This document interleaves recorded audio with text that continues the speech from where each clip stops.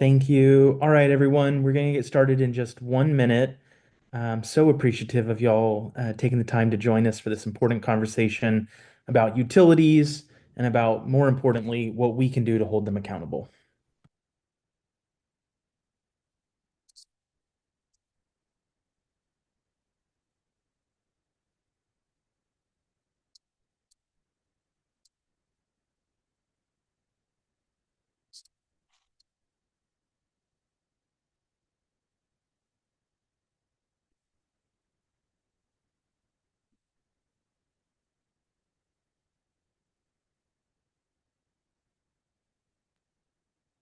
All right, everybody, I think we can go ahead and get started. My name is Raymer Maguire. I'm Director of Campaigns and Policy for the CLEO Institute. We work to educate Florida residents and beyond about the climate crisis and what we can all do to take action. So much of the policies that determine the laws in our state and across the country, they pass through committee and they pass through legislative sessions, often without much debate. So we're here to make sure everyone knows what is in front of us and what we can do about it. The utility companies are the largest greenhouse gas emitters in the state. We have historic rate increases proposed. And so I'm excited to dive in with two issue experts here to figure out what's going on and what we can do. Susan, can I pass it to you to introduce yourself? Absolutely. Thank you very much, Raymer. I'm Susan Glickman. I'm the Vice President for Policy and Partnerships at the CLEO Institute. I have been working on climate and energy issues for a very long time, for 25 years. And the issues are very, very important because everything that we're experiencing with our electricity bills, and we're going to talk all about that today, is really on top of an unaffordability crisis that we have in the state of Florida.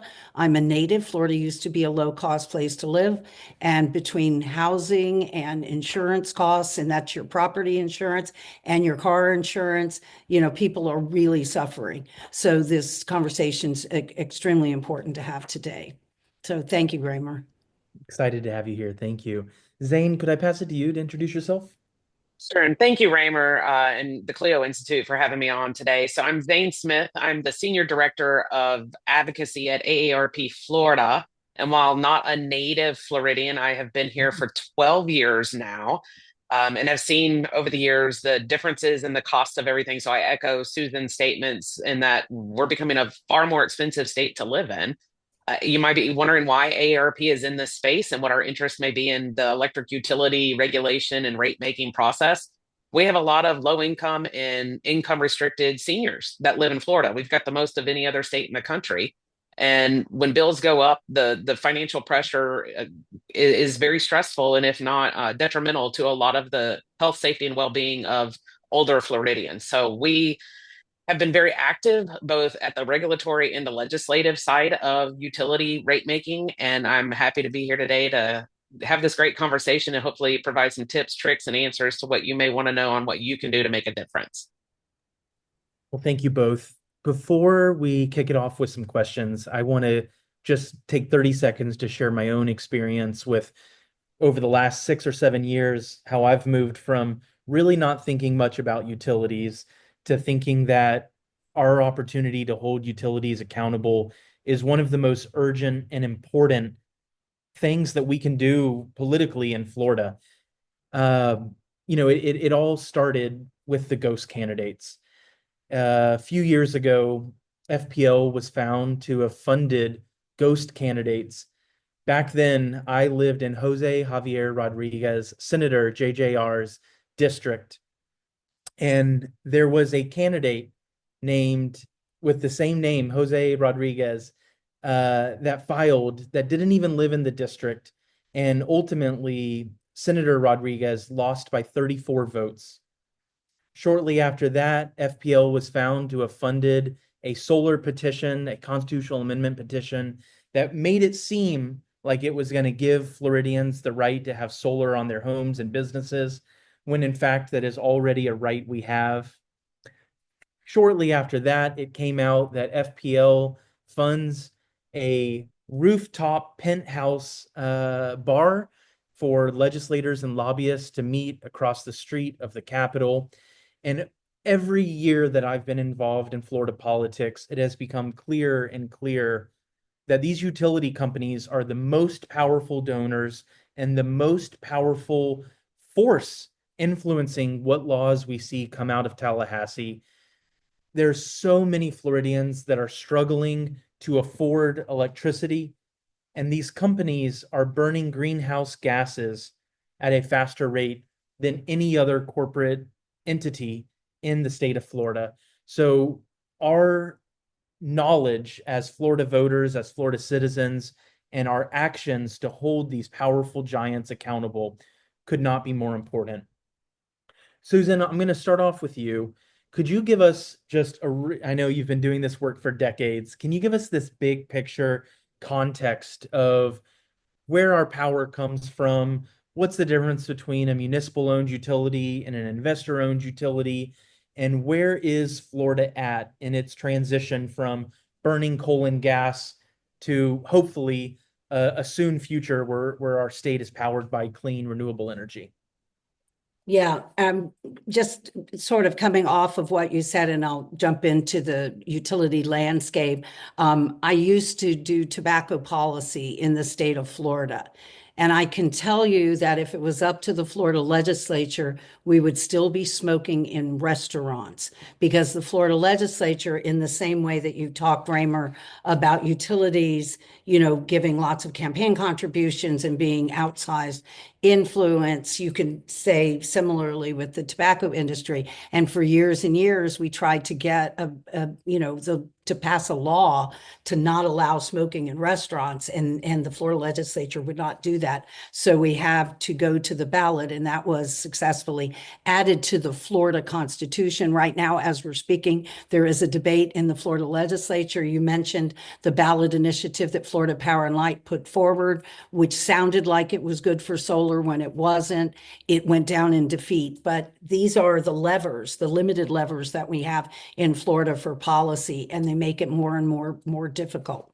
So in Florida, 75% of the state is covered by investor-owned utilities, and that is Florida Power and Light, our largest utility, Duke Energy Florida, as well as Tampa Electric, which is a relative smaller utility.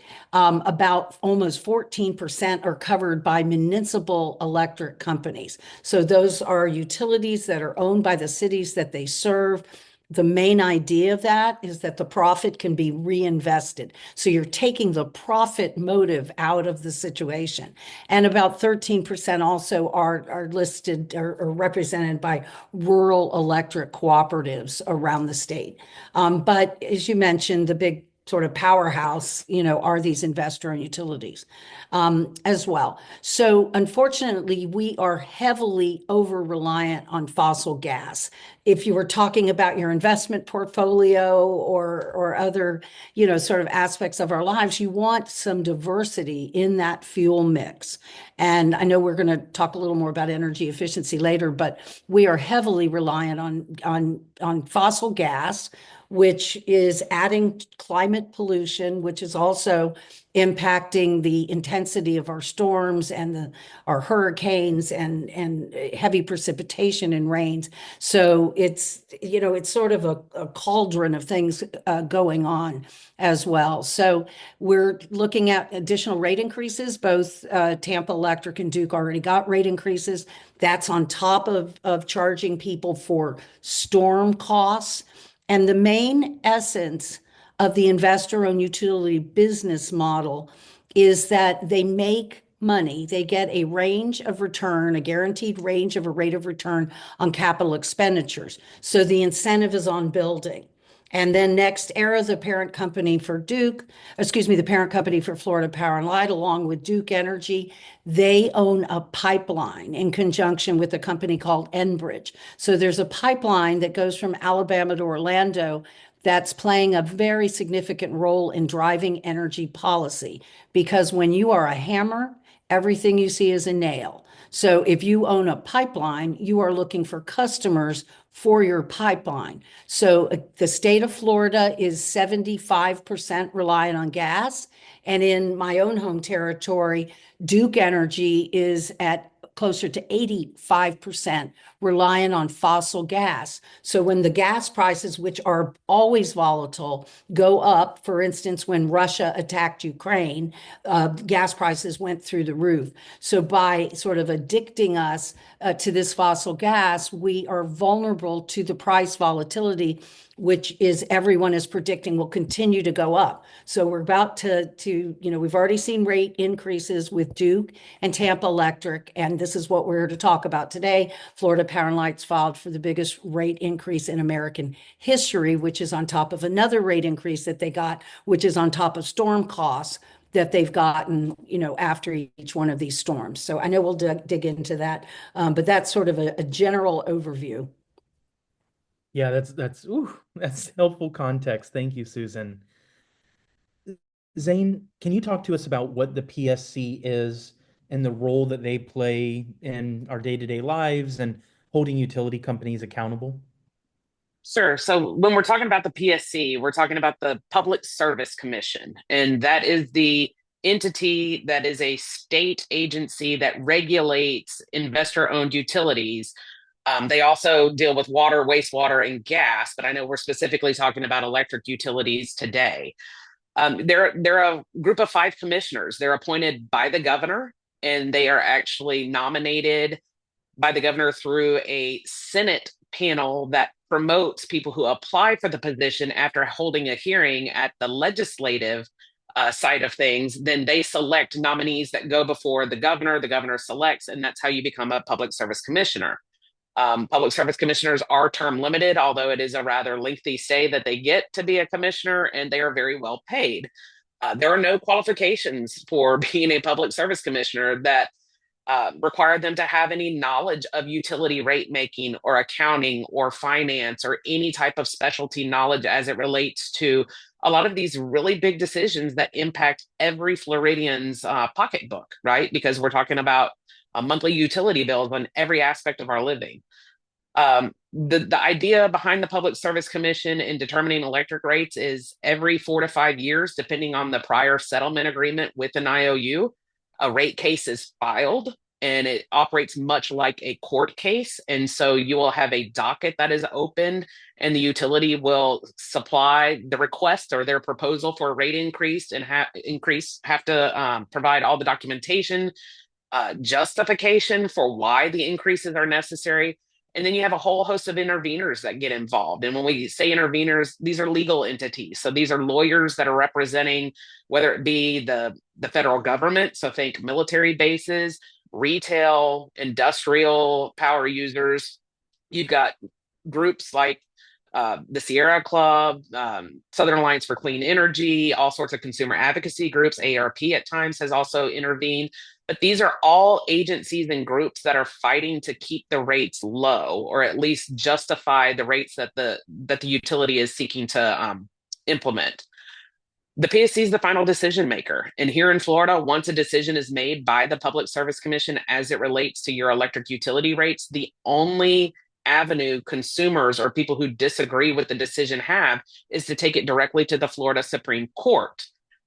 There's no other type of administrative relief or review that you can request as a legal entity. You have to go to the Florida Supreme Court to ask for relief on a legal principle of why these rates are not justified, or that the PSC, frankly, didn't do their job. The PSC has a lot of power, and unfortunately with the PSC, and we've seen it kind of come out and trickle out of the Florida Supreme Court recently, and the Chief Justice, they're being seen as a black hole in terms of not favoring consumers, not really looking out for the everyday consumer, but more being a pawn for the utility industry. And so our Chief Justice just recently, in an opinion last year, issued a scathing rebuke of the lack of not only professionalism, but the PSC doing their job when it comes to reviewing and ensuring that all these increases we're seeing are justified. And that's kind of a turn for the different. Over the past 15 to 20 years, you've had a Florida Supreme Court that has been very acquiescent to every request of the utility, in large part refuses to rule in favor of consumers based on the laws and the way they're written in favor of the utility industry. So, the PSC, they're the frontline decision makers. The Florida Supreme Court are the second line decision makers. So they have a lot of say and impact on the everyday Floridian trying to just live and make ends meet here. Whoa, it seems like they have a lot of power. They do. Susan, I'm going to pass it to you. You have spoken with me in the past about energy efficiency. Can you explain what energy efficiency means and why is that relevant to the rate case and to this broader conversation? Right. As I mentioned, the investor-owned utilities get a guaranteed range of a rate of return on capital expenditures. So the incentive is on building capital expenditures, building power plants, building transmission lines. So energy efficiency and solar, and I will mention that Florida has been bringing on a lot of solar, and I'll get to that in a minute. So every 5 years, at the Florida Public Service Commission under the Florida Energy Efficiency and Conservation Act, which we lovingly call FECA, we set conservation goals. Unfortunately, Florida is at the back of the pack. Our friends at the American Council for an Energy Efficient Economy rank utilities across the country every year in offering conservation and efficiency programs to their customers. Efficiency is the cheap stuff. It is the fastest way to meet your energy needs, and it's very localized. So you're not exporting that work to make your home more efficient anywhere. That's going to be done locally and puts people to work. So it's really an important piece of the puzzle. And every year, and I myself have been involved in FECA proceedings going back to 2009. And it was only then at that time when Governor Charlie Crist put some consumer-minded commissioners on the PSC did we get a better outcome there. And we haven't seen that since. In fact, when he went out of office and Rick Scott took over, the first act of that Public Service Commission was to set aside the penalties for both Duke and Florida Power and Light not meeting the goals that had been set. And it's obviously a few years back, but you sort of get how that goes. And then, in a more recent proceeding, Florida Power and Light literally proposed zero as their energy efficiency goal. And of course, our resulting slogan was zero is not a goal. So anyway, it's kind of nuts. Now, we have seen growth in solar. That is largely because the cost of solar has just come down exponentially, like 80% in the last decade. So we went from a time where literally out of 20 million electricity customers in the state of Florida, we now have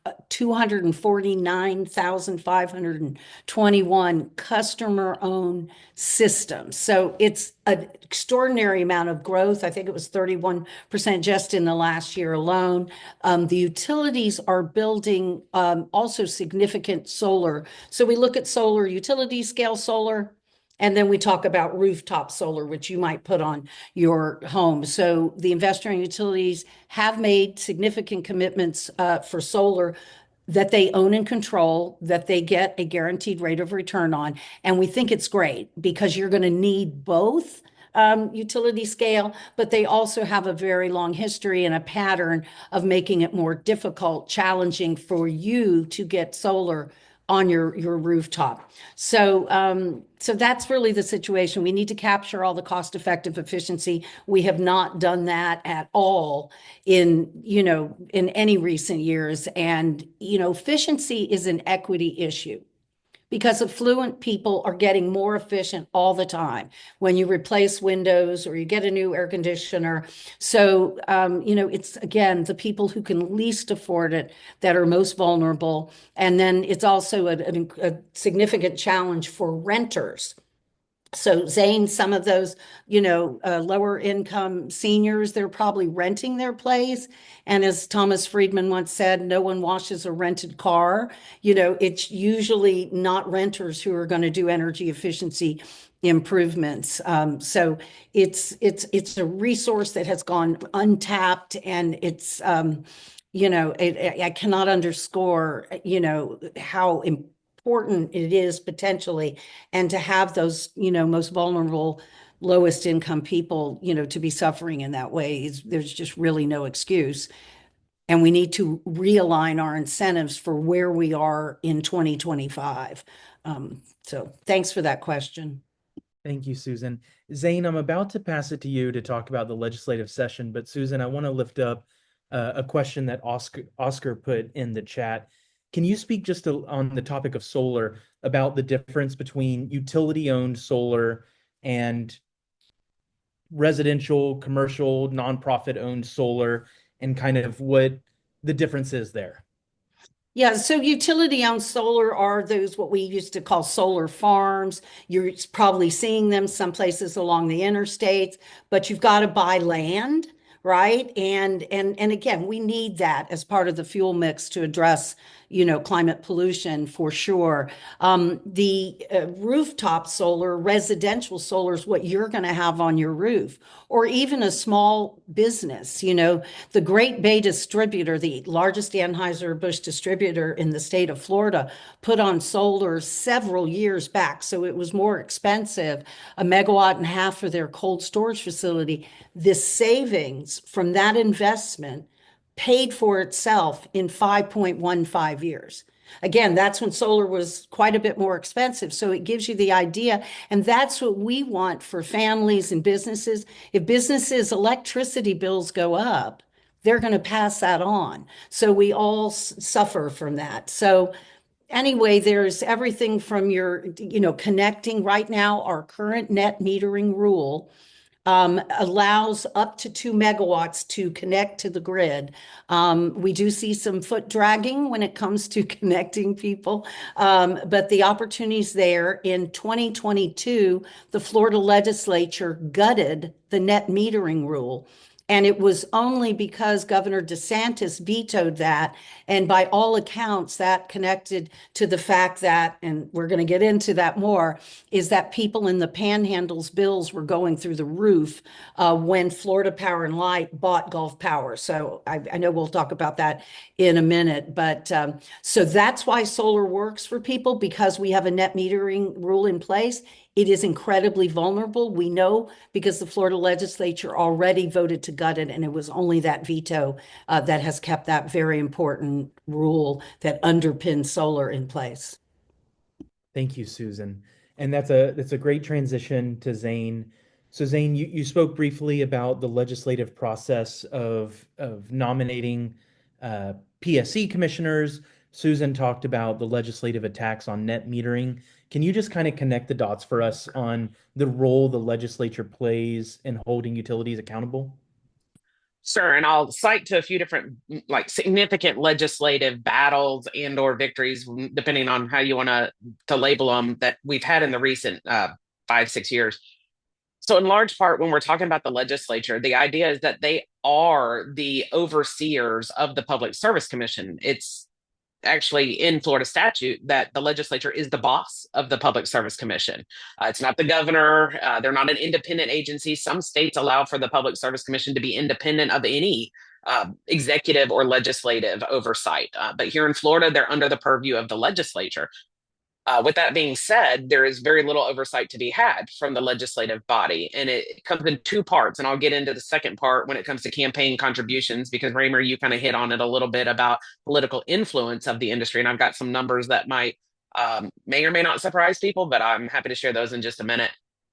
So when we're talking about the legislature and how it impacts utilities, rate making, and everything that happens at the Public Service Commission on the regulatory side, there's any one number of bills every year that come up for the legislature to not only evaluate, but to work to amend, and then obviously send to the governor for the signature or for a veto.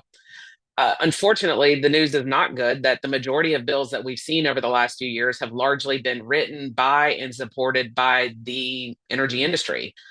There's a few that I think are notable that this is the direct correlation of when something happens at the legislature, it then impacts your ability to keep your bills low. One of them would be the storm hardening cost recovery back in 2019. Some of you may recall, if you've been around that long and listening, that storm hardening costs used to be included in the base rate, which was a part of the rate case. So there was a more equal playing field for consumers and advocates to understand how much this would impact monthly bills for a 4 to 5 year cycle. Well, in 2019, the bill that was written by the industry pulled the storm hardening costs out of the base rate, made it a standalone cost recovery, which means they get to go every year before the Public Service Commission to request an increase in your monthly bill. And they get to earn what Susan's been talking about, which is so absurd here in Florida, the return on equity or a profit. So instead of it happening every 4 to 5 years, now it's happening annually for some very significant costs. In addition to not only pulling it out of the base rate and making it more costly for all the ratepayers, they also included messaging back then that underlining the transmission and power lines were the key to success for keeping your lights on after a major storm. Yet they did not address the fact that if it's a water hurricane, not a wind hurricane, the recovery times are actually longer when everything's undergrounded, because it takes longer for the water to recede. It takes longer for the ability to go find where the outage may have occurred underground. So it's not the panacea that they promised, but that's what they sold the legislative body on. This is the way to make everything so wonderful in Florida, and don't worry about the cost to consumers. That's just a part of living in Florida. So 2019, the bill passes, and now we're starting to see the effects on our monthly bills because Susan mentioned and kind of hinted at, they just recently got an increase in the storm hardening. So this is not the storm cost recovery after a storm. This is an annual increase that we're seeing that they get to earn that return on equity or the profit. There's another year, I lovingly refer to it as the cow fart bill. That we've been successful in beating every year. And this deals with renewable natural gas and biogas. So as AARP, we're certainly not opposed to capturing methane that, meat packing plants and any other industry may have as an offset from whatever they're doing. But we were concerned and are continue to fight the idea that consumers should have to pay for a more expensive gas at an inflated rate. So this bill, which they've been trying since 2022 to get passed, it's up again today in Tallahassee, would allow the Public Service Commission to allow utility companies to charge ratepayers over the fair market value to use hydrogen and biogases instead of lower cost, more efficient energy fuel sources. Again, our argument is, one, they shouldn't be able to charge over market rate. It should be market rate, and it should not include the return on equity, the profit that they're also going to apply to it. So the legislature sees bills all the time that aren't clear when it comes to how it's going to impact consumers, but they certainly do increase our bills year after year, month after month. And so the legislative body hopefully will see, again, that the cow fart bill is not the best way to go about trying to ensure that we increase our energy portfolio and what energy sources we're using. There's ways to achieve that without charging customers in the everyday residential ratepayer more money. And that's our argument. But it's not all doom and gloom. We do have current legislation. And I know we talked about this a little bit for the first time. And anytime I can remember, and Susan, maybe that you can remember, that there was a pro-consumer electric utility bill filed by Senator Don Gates out of Pensacola. This would actually be a game changer when it comes to redefining the Public Service Commission and adding 2 additional commissioners. So it'd be a commission of 7 instead of 5. It would require that 2 of the 7 commissioners have a finance and or accounting or CPA background to better understand how everything that they're having to review would potentially impact financially all the various ratepayers in the state of Florida. And it would also limit the ability for the investor-owned utilities to increase their profit margins. So this is a really good bill. Senator Don Gates filed it. We had a committee hearing a few weeks ago. It passed. I think much to the surprise of many of the members on the committee themselves that voted no. And so that's a huge step. And while it may not make it over the finish line during this legislative session, it is a opportunity to have a door open to start having conversations of why this type of legislation is so needed in the state of Florida. And again, this is the first time in any recent memory that a bill like this not only got filed, but then it actually had a hearing and passed through a hearing. So baby steps is the best thing I can say on that. To the second part, and what I kind of teased a little bit, and Raymer, this goes to your conversation piece around the political power of the electric utility industry. I'll say on the onset, ever since Citizen United, a Supreme Court case back in 2010, changed the game about how private companies and corporations can play financially in politics, it allows for dark money to be hidden and stay hidden from public review. It's very hard to track how much money entities pay into politics. But here's some numbers that we do have or that are suspected based on confirmed. Uh, in the 2020 election alone, so here in Florida, 2020 election, the three IOUs that Susan mentioned, FPL, Duke, TECO, contributed over $9.2 million in that election season alone. That's not for the legislative session, that's just the elections. Obviously, the utility industry has a lot of lobbyists, and they have a lot of influence with their lobbyists. I can attest personally to the fact that when we've been fighting an FPL-backed bill, that there's 20, 30 lobbyists on the payroll for FPL compared to my team of lobbyists, which it's me and two others that do electric utilities. 20 versus 3 is not a fair fight. But they have a lot of money, again, which the ratepayers are paying for them to have that political influence. In the 2022 election cycle, FPL, just FPL, spent more than $6 million on state level campaign donations. And they donate to both parties. So I don't want to in any way insinuate that it's one party over the other. Both parties receive the funds. And if you pay attention in Tallahassee, members from both sides of the aisle support FPL and the utility industry when it comes to how they vote on legislative matters. Duke Energy is a little bit of a lesser player when it comes to the money, just because they're a little bit smaller. Their footprint in Florida, obviously, their major operations are in the Carolinas. But in the 2020 legislative or election cycle, Duke Energy spent $2.4 million just on state level, and then Tampa Electric, obviously much smaller pocketbook to play, but they get to benefit from TECO or FPL and Duke's significant monetary or payments for what they need. So one other like nuance, and I promise I'll pass it over, that I'd like to make sure this group really understands is on the legislative side, it all intertwines with the regulatory, then it intertwines with the legal. And the perfect example I'll give and try to keep it in a nutshell, and Susan, I know you were here on the front lines of this, so please feel free to pitch in where I fall memory short on this.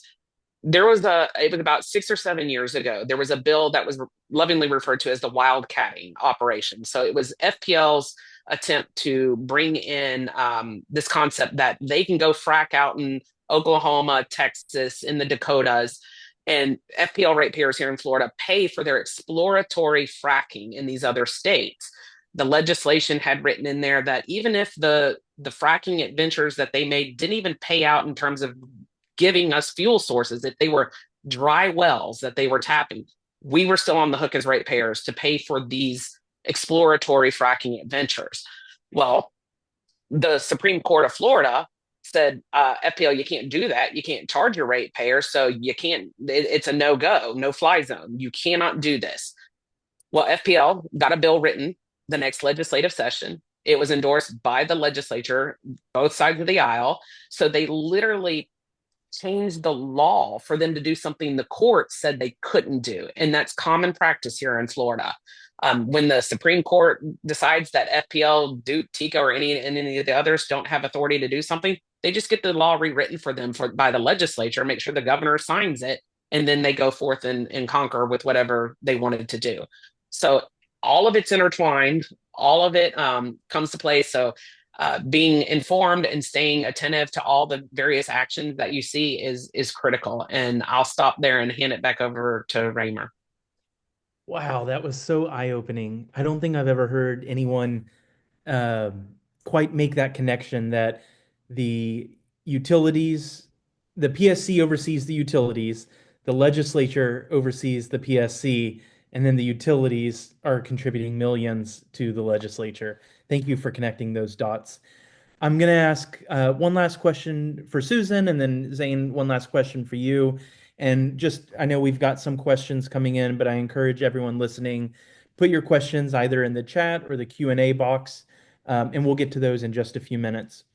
Susan, you mentioned the Panhandle. I've seen headlines of rates in the Panhandle uh, like surging and being the highest in the state. Can you talk about Gulf Power and the Panhandle and just like what's happening? Yeah, and I wanted to pick up, and I'll get there very shortly on what Zayne said about that. The notion of a franchise is that they get this sweetheart deal that we've all discussed, the guaranteed range of a rate of return. So they don't have to charge people until they deliver the power. That's why, Zayne, the reference that you're talking about with the Oklahoma fracking, when they tried to put it in the rate base, they actually did do that initially. It was the Florida Public Service Commission who said, yeah, sure, no problem. Let's put the cost of this risky drilling, risky meaning you don't even know if you're going to, get the product there, right? And that just flew in the face of longstanding Florida law. And then when they didn't like the outcome, they just went to go change the law again. And that was quite a challenging time. And what's most interesting, when they got that through the Public Service Commission, it was still an unknown. When they went to the legislature to change the law, we knew that the fracking operation was a failure. I mean, it wasn't finding gas at that time. So even the legislature passed something, even though we had the information that it wasn't successful. So it was quite extraordinary. And then you mentioned the undergrounding. Undergrounding, which, there's not sort of a climate play on that. From my point of view, I have no problem with undergrounding. It's just that it's extraordinarily expensive. And Raymer, connecting the dots, what you said earlier, it was leading up to in 2019 and that whole set of elections where Florida Power and Light, and this has been well documented in the press, moved a significant amount of money to a PAC controlled by the Associated Industries. So when Zayne mentioned some of those figures, that's, yes, what they directly spent and reported in an election, but there's a lot of other money being spent. So if they put money to the Associated Industries, and that was to help our current agriculture commissioner, as he was running is not the correct word, but maneuvering to be president of the Senate. So those elections, and by defeating Senator Jose Javier Rodriguez, that guaranteed that Senate presidency. And then the very next move was to rubber stamp undergrounding. Again, there's, the utilities, the more that is spent, the more that they make, right? So you want to build the most expensive power plant. You want to do the most expensive thing, and undergrounding is right there with one of the most expensive things you do. So they get that guaranteed range of a rate of return on those expenditures. So you see, I thank you for sort of connecting those dots, because it's a lot to understand for people to sort of grab how this election or money going, to another organization impacts it. But that's the reality of what happened then. So in 2019, Florida Power and Light bought Gulf Power. So this is the Florida Panhandle. It had been served. Gulf Power was part of Southern Company. So that's the second largest utility in the country. And they said that rates would go down, bills would go down, because they'd be part of a larger rate base, right? If you can spread costs over a larger rate base, then sometimes that ameliorates the cost, and sometimes it doesn't, because it just depends on, all these different, charges that go in. Zayne, I really appreciated you pointing out to people that they've taken out things like storm costs and storm hardening. And I have a couple, I've been doing this for such a long time, but there's still some questions I don't understand, which is how is it that we pay to harden, and then when the storm comes through, we pay a second time to redo that? And that's still a little confusing to me. So if anyone knows the answer to that other than the desire to get more money. So, and even the then president of Florida Power and Light stated that when the final integration of Gulf Power and FPL, that everyone would benefit from these affordable rates. Well, that's not what happened at all. In 2021, 22, 23, the rates for panhandle customers of FPL went up 64%. And of course, I've already mentioned they're not offering energy efficiency in any significant, meaningful way. And people are really suffering. And to the point that it influenced Governor Ron DeSantis to veto that net metering bill because it was clear that it would, cause people to be paying more money. The reason that the Southern Company and Gulf Power sold to Florida Power and Light is very instructive. And that's because Southern Company built the most expensive power plant in the world in Georgia called Plant Vogtle. It's a nuclear power plant, and it was around $38 billion. So I explained earlier how the whole franchise arrangement is so you don't charge people to deliver the power.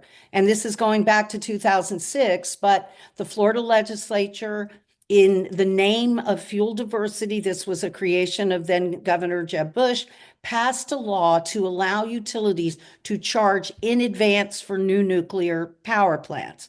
So again, the theme is, what do they want to build? They want to build the most expensive thing they can, because like a waiter in a restaurant, the more that's spent, the more they make. They want you to get dessert and the bottle of wine. And in utility speak, that's a nuclear power plant. They said in 2006, those plants would be 5 or 6 billion. And when Duke Energy merged with Progress Energy, they canceled that one of the plant proposals, and the price tag was $25 billion. And I would often walk around the Capitol muttering, give me the 25 billion and I will get you 4,400 megawatts of energy, or energy efficiency alone would do it. But if, they fundamentally, you asked about efficiency, they don't want to sell less electricity. And if we were to capture all the cost-effective energy efficiency, it would be harder for utilities to argue to build that next power plant, right? So I am in Duke territory. We paid about $3 billion for nothing. They did a steam generator uprate. They cracked the 22-foot containment vessel in 4 places, and then it canceled the new plant in what's called Levy County, the next county to the north, and charged us all this money. And the Florida legislature, which wrote that legislation back in 2006, part of it was you don't have to return the money if you don't build the plant. So we had very similar outcomes with the 2 nuclear plants in Florida Power and Light, Turkey Point and St. Lucie. So, it's been kind of an extraordinary, ride to watch this and to watch utility companies. We see similar types of things go on with the insurance industry, for instance, right? Other industries, the utilities are not the only big industry that has enormous clout. And all of that is adding. I myself went up into the Panhandle and we held a town hall, and people were hurting. They're hurting more now. And again, we've had these previous rate increases, we've got these storm costs, and now Florida Power and Light. And I probably pass that back to Zayne just to talk a little bit more about the proposal that's pending, the filing that's pending, but it is the largest rate increase in American history, almost $9 billion. That's quite striking. So anyway, back to you, or Raymer. Thank you. So Zayne, I've got one last question for you, and Susan teed it up nicely, talking about the rate hike, and then we've got a good list of questions from attendees. So we'll try to quickly get through this and then switch to those. But can you just speak about the role that consumers, residents, activists that we play, and particularly in these rate cases? We have this historic rate case. What can we, the people, do about it? I'd say first and foremost, tap into the information that's being sent out about what the rate case includes. Like Susan said, $9 billion, largest in American history. To get down to some of the brass tacks, they're looking at 11.9% midpoint for the return on equity. That's the highest in the country. Right now, the average midpoint is about a 9.5. So 11.9 is ridiculous. They're looking to increase the minimum monthly charge so that disincentivizes people from trying to be more efficient with their power usage or to fortify their homes with energy efficient appliances, windows, or whatever.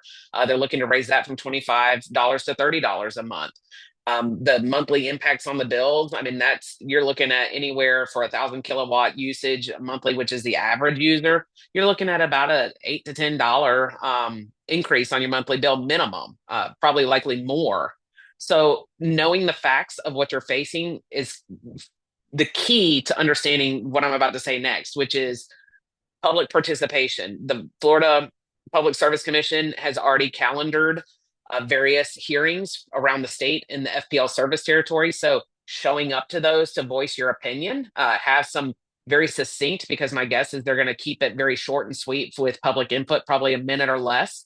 So if you feel inclined to speak, know what you want to say, be very specific and have it mapped out and try not to replicate what every other speaker is saying. So if you're going with a group of people, maybe everybody take one talking point and use that minute that you'll probably receive to speak publicly to make your point. Um, Obviously, petitions and campaigns around the state. I know AARP is going to be launching a website and a portal for petitions to drive signatures. We were able to get over 10,000 signatures delivered on the Duke and Tico rate cases at the Florida Public Service Commission. We're going to be doing it with FPL. We hope to get around 15 to 20,000 and then get some media behind that during the August hearing in Tallahassee. So if you can sign petitions, that's a good way to really get some attention. Media loves seeing when a lot of the public are speaking out and really angry about what's happening. And then I know this sounds a little bit odd because we're talking about a rate case, but contact your elected officials at the local, state, and federal level, because the more you contact them complaining about the increase in electric utilities, about how this is constantly happening, how you feel like there's not enough transparency or accountability for or justification for these, the elected officials are going to get tired of hearing it, and they're finally going to go to FPL and go, what in the heck is happening? What are you guys doing? I'm getting my phone in my office, my district office, my Tallahassee office, my DC office. I'm getting so many phone calls. I need to get answers from you now. So putting pressure on elected officials is important. And then that's also going to influence what happens in Tallahassee as well. So it all has that trickle down effect. So long story short, know the facts of the case, get engaged where you can, whether it be at the local or state level. Look to all various advocacy organizations that are trying to either beat back the size of the rate case, who are hosting informational hearings, but just get engaged. And then again, I cannot stress, contact your elected official, local, state, and federal level. Thank you for that. And I just really appreciate you lifting that up. If we don't show up, we can expect this to be approved. But if we show up, we have so much collective power and we can build pressure. So I'm going to read through a couple questions that attendees have had. Susan or Zayne, feel free, whichever one of you wants to jump in. The first one is from Oscar, trying to make sure that we are understanding this correctly. Is it true that consumers are paying for the infrastructure costs, that when that infrastructure, if and when it gets damaged, consumers also are paying for it, but yet that it's the companies who own these assets? Are we understanding that correctly? That is correct. Yeah, and they get a guaranteed range of a rate of return on these capital expenditures. So it's again, it goes for power plants. It can be the transmission lines. That's an example. I mentioned the early cost recovery on these new nuclear. So Florida Power and Light, put in new steam generators in their nuclear plant in St. Lucie County. That plant already had, at the time, the second most tube damage in any plant in the country. Then San Donofre in California was shut down. So it has the, whatever, unique descriptor of having the most tube damage. If you put in a new steam generator, you're going to get more steam. And when you get more steam, you get the tubes clanking and you're going to get more tube damage, right? Yep. So I'm not a nuclear engineer, but even I know that. So when you put a new steam generator in a situation, you're shortening the life of that plant. But if you are in a situation where you're going to get a guaranteed range of a rate of return on a new power plant, the incentive, these are misaligned incentives, are on building new power plants. So it's why we have, and Zayne, you may know sort of more the latest on this, but I have seen presentations on what is called overcapacity. So you have to have a reserve margin that, I believe the Public Service Commission requires 15%, and the Reliability Council, maybe another tweak, but we would see reports that the reserve margins were like at 35% and 40%. And, again, that's building power that we don't necessarily need, and we're all paying for it. So Oscar, you are spot on. Thank you for that. We've got two questions here about Turkey Point in Miami-Dade. Can either of you provide updates on whether there's updates coming there?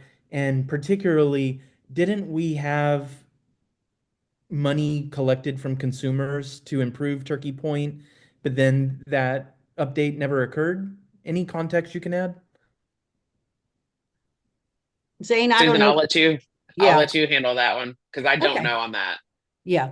So again, what I've described, when this law passed that allowed them to charge in advance for new nuclear, that included the up rates or putting in a new steam generator. So FPL did that at Turkey Point. It caused a very large 35-mile salinity plume. There was a lawsuit. The organization Southern Lights Clean Energy that I used to work for had a suit. There was a settlement. And now the Miami waterkeeper is in a legal dispute with FPL. I really don't know sort of all the details of where that's at today. They're out of underwater storage at Turkey Point. They stack the cast with the spent nuclear rods. I personally worry about that, given especially the location and what we might call Hurricane Alley. That's it. That's they did charge people for new power plants that never got built. So they were proposing 2 new nuclear reactors. They moved at a little slower pace than Duke did in charging people. So it wasn't $3 billion, but it was hundreds of millions of dollars. And, I think in anybody's book, all sort of 4 of those, projects were pretty much a disaster. So they did not work well. They were not successful. They did not help customers. So that's Turkey Point. So it's still operating. They did not add the new nukes. They did charge people for them. And that's where we're at. I've got 2 more questions from attendees, and then we're going to wrap this up in the next 10 minutes. Can either of you give context to what the evolution of the carbon footprint of electricity produced in Florida has looked like in the last 20 years? Are we producing more emissions? Are we flatlining? Are we becoming more efficient? What does Florida's trajectory look like? We're not more efficient. I mean, we have a huge, Raymer, you know this, the EPA ranks industrial pollution and who's polluting. And, Florida Power and Light is the largest contributor to these greenhouse gas emissions, according to the EPA. So, and we're just increasing our percentage. It was the reason that we passed this early cost recovery was Governor Jeb Bush at the time was hair on fire because we were 48% reliant on fossil gas. At that time, we ended up, and I'm just like a psychotherapy session for me personally. We had proposals to build 7 coal-fired power plants in Florida. We beat all those back. That's the scars you see over here on one side of my back.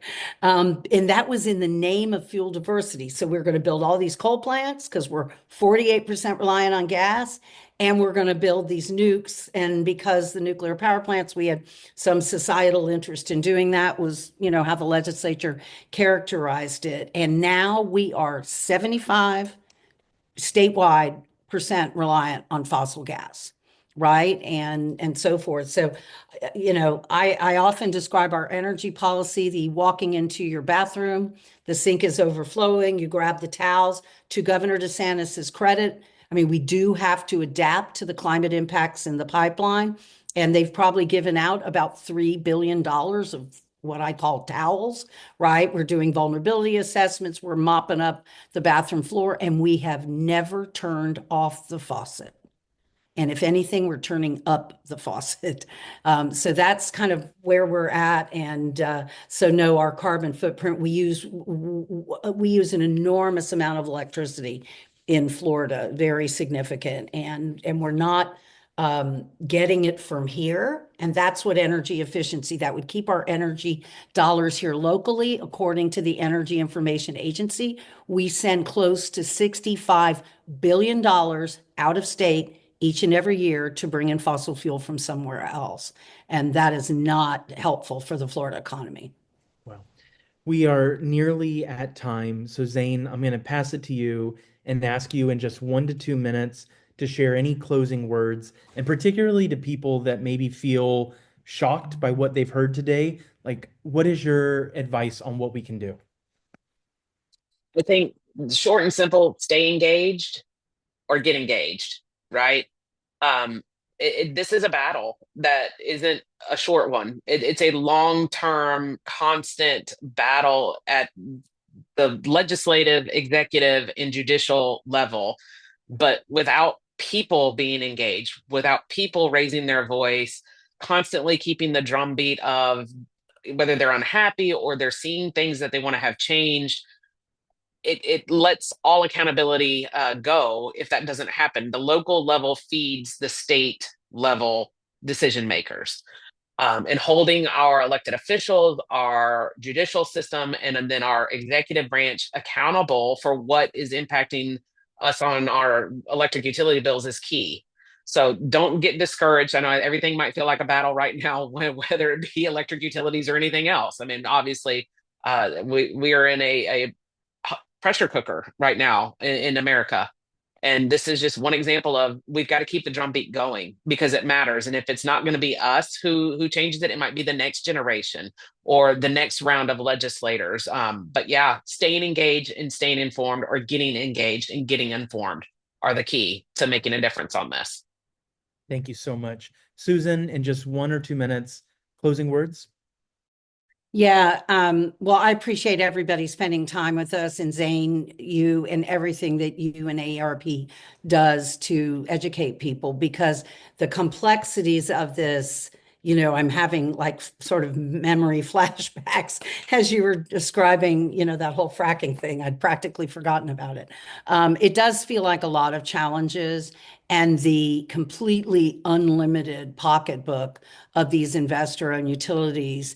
Florida's one of only 4 states where the law expressly prohibits you from buying electricity from anyone other than your government assigned monopoly utility, right? And so they've done everything they can to kind of, box people in from doing what folks do in other states where we have competition and free markets. And so when you're talking to these lawmakers, true conservatives value free market and competition.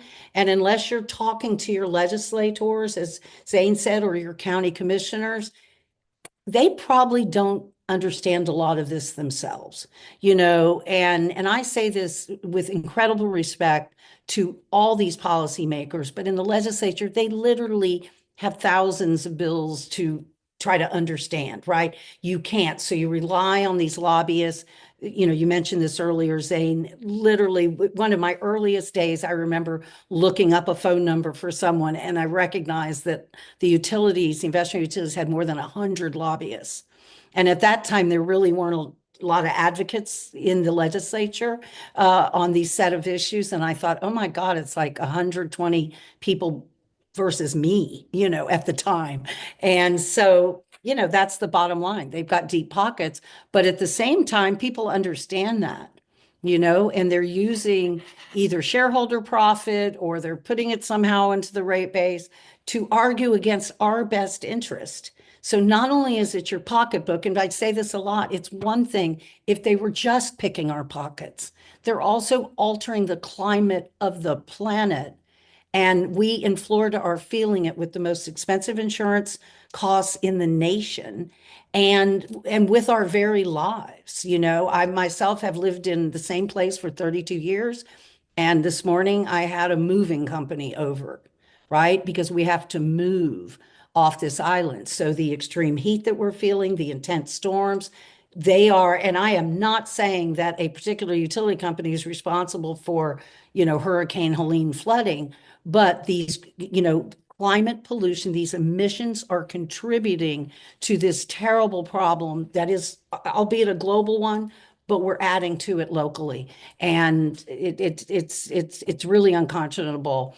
So whether they're picking your pocket, which they're doing that, or they are, altering the climate of the planet, we have to stand up. And one of the things I encourage everyone to get connected, get onto the AARP website because you guys put out great information, but so does the CLEO Institute. We have Gen CLEO chapters on campuses. There's a lot of ways to engage. And I mentioned Gen CLEO because this is a conversation about what kind of future we will have and what we are leaving to future generations. And I'm getting chills because we're not looking great, my friend. So this is time to double down, and we've got a lot of work ahead, and I look forward to working with everybody. Thank you, Susan. In our last 30 seconds together, I want to lift up a few things. Alika has been sharing action alerts that make it really easy to connect with your representatives, to connect with your senator, whether that's on the rate case or on Senate Bill 354, the PSC accountability bill. Alika, I would also ask that you share a online voter registration form and a vote by mail sign up.